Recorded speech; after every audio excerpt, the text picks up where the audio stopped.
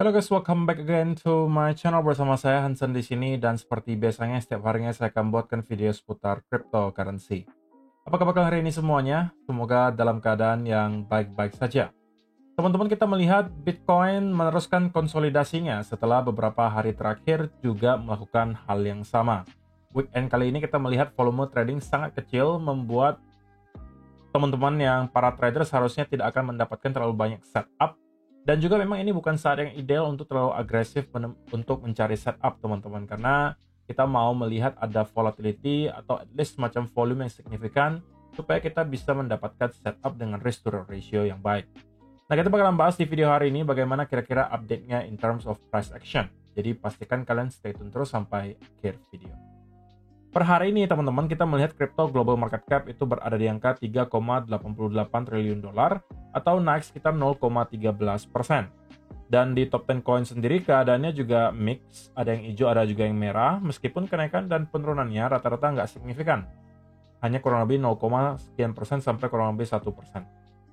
Dan yang lagi-lagi menjadi top performer hari ini adalah Ethereum, kenaikannya 1,87% ke 3.647 dolar. So, itu adalah outlook sementara dari beberapa top coin yang ada. Sekarang kita langsung aja masuk ke beberapa data dan berita terbaru hari ini. Nah, yang pertama teman-teman, karena kita sudah berada di hari Minggu lagi, kita mau cek kira-kira untuk 7 hari ke depan ada event dan data ekonomi penting apa yang perlu kita waspadai. Dan setelah saya screening sekilas, untuk minggu depan terdapat beberapa yang menurut saya cukup penting. Diawali di hari Selasa nanti akan ada speech dari Kakek Powell di pukul 19.30 waktu Indonesia Barat hari Selasa tanggal 22 Juli 2025. Nah, tentunya apakah market akan volatile atau tidak itu akan bergantung kepada apa isi dari speech Kakek Powell tersebut. Kalau misalnya semua masih sesuai dengan ekspektasi pasar, tidak ada hal baru yang dikemukakan, maka harusnya kita tidak akan melihat volatilitas yang terlalu ekstrim. Tetapi jika kita melihat ada sesuatu yang menarik, yang baru, yang mengejutkan untuk market yang disampaikan oleh Kakek Powell yang mungkin sebelumnya tidak pernah terdengar, maka itu mungkin bisa menjadi satu katalis untuk membuat market kembali bergerak volatile. Nah, diikuti kemudian di hari Rabu dini hari akan ada speech dari salah satu anggota FOMC, kemudian ada pengumuman M2 money supply. Diikuti malam harinya akan ada data existing home sales, baik yang existing home sales month on month atau yang khusus Juni, dan juga crude oil inventories yang bakalan dirilis di pukul 21.00 dan juga 21.30 waktu Indonesia Barat di hari Rabu. Kemudian hari Kamisnya, ini menurut saya adalah salah satu yang paling penting untuk minggu depan, yaitu adalah data continuing jobless claim dan juga initial jobless claim. Diikuti S&P Global Manufacturing PMI dan juga Global Composite PMI dan juga Service PMI dan juga ada New Home Sales. Jadi di hari Kamis ada beberapa data yang tergolong high impact bakalan dirilis secara sekaligus di pukul 19.30 sampai dengan 21.00. Dan hari Jumatnya akan ada data core durable goods order dan juga durable goods order month on month.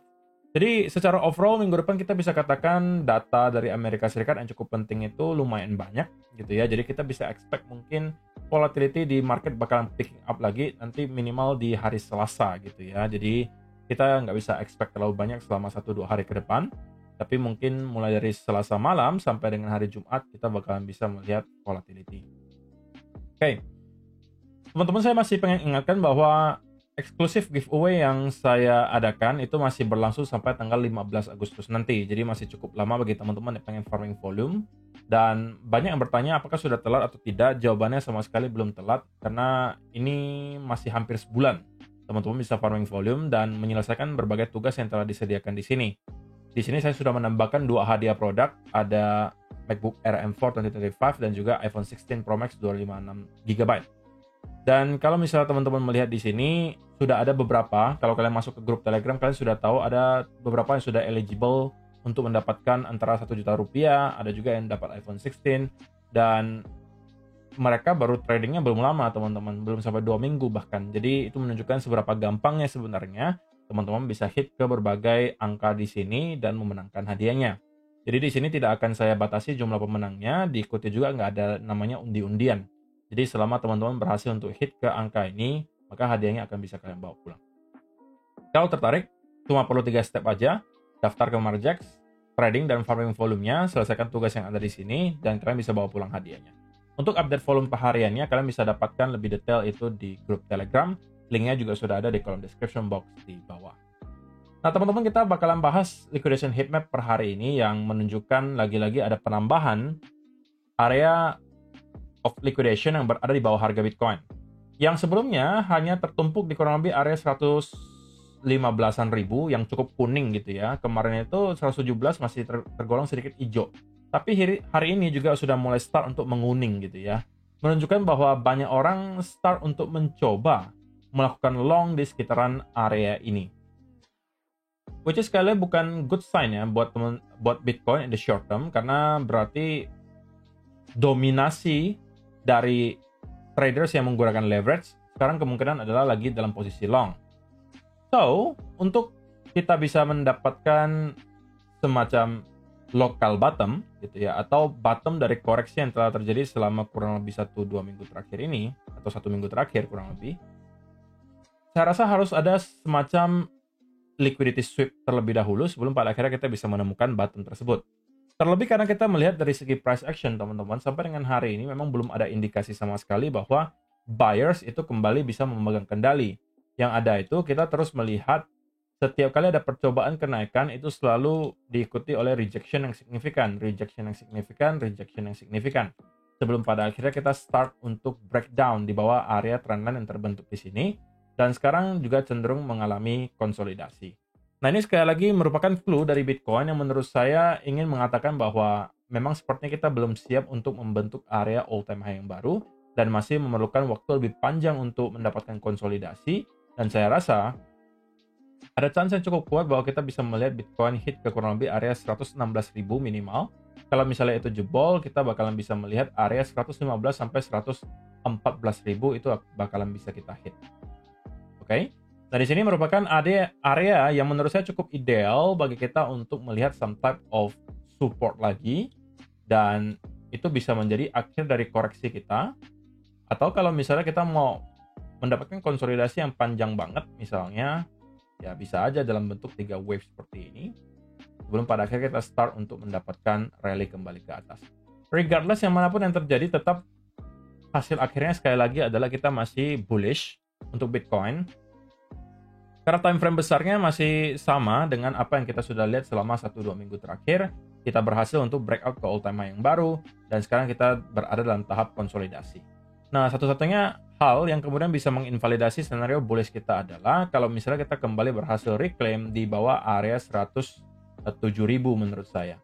Kenapa area tersebut? Karena berarti yang pertama, kalau kita berhasil claim di bawah area ini lagi, yang pertama berarti kita telah berhasil untuk membuat fake out. Yang kedua, kita juga telah berhasil untuk breakdown di bawah area support terakhir di time frame daily, atau area higher low terakhir di daily sebelum pada akhirnya kita mengalami rally di sini. So, itu bukan good sign, dan kalau misalnya itu sampai terjadi, maka itu memperbesar chance bahwa Bitcoin memang telah pada akhirnya menemukan cycle top, dan kita bisa aja mendapatkan koreksi yang sangat dalam, bahkan bisa sampai ke 70 atau bahkan 80 ribu dolar lagi. Sebelum pada akhirnya kita harus lihat lagi apakah dari sana kita akan start untuk kembali rally, atau kita akan langsung menuju ke area yang lebih rendah lagi. Sekali lagi, untuk sementara skenario yang ini menurut saya probabilitasnya masih cukup rendah untuk terjadi, karena kita melihat belum ada indikasi yang kuat yang bisa mengarah ke skenario tersebut. Terlebih dari segi data on-chain juga belum menunjukkan adanya sesuatu yang urgent gitu ya, sesuatu yang negatif. Akumulasi masih terus terjadi. Kita juga melihat berbagai data on-chain menunjukkan Bitcoin masih belum menemukan atau belum dekat di area cycle top. So, simpulannya teman-teman, in the short term, bias saya masih akan berada dalam keadaan bearish. Oke, saya masih expect minimum kita akan hit ke angka 116.000, atau bahkan breakdown di bawah area tersebut akan membawa kita ke kurang lebih area 115 sampai 114.000. Tapi kalau bisa kita nyampe ke area tersebut, menurut saya pribadi itu menjadi area yang cukup menarik bagi teman-teman yang mungkin belum punya posisi untuk long, untuk start untuk bidding di sekitaran area ini ya. Tapi ini bukan untuk scalping atau bukan untuk day trade, tapi untuk swing, teman-teman. Itu akan menurut saya lebih ideal karena keadaan market yang volatile itu bisa kadang-kadang membuat kita mendapatkan pergerakan yang sangat volatil seperti ini. Dan kalau misalnya stop loss kalian terlalu dekat dan kalian tidak memberikan ruang bagi Bitcoin untuk bergerak, maka kemungkinan besar kalian bakalan tersentuh stop loss-nya sebelum pada akhirnya kita kembali naik. So, pastikan kalian mengerti akan hal itu.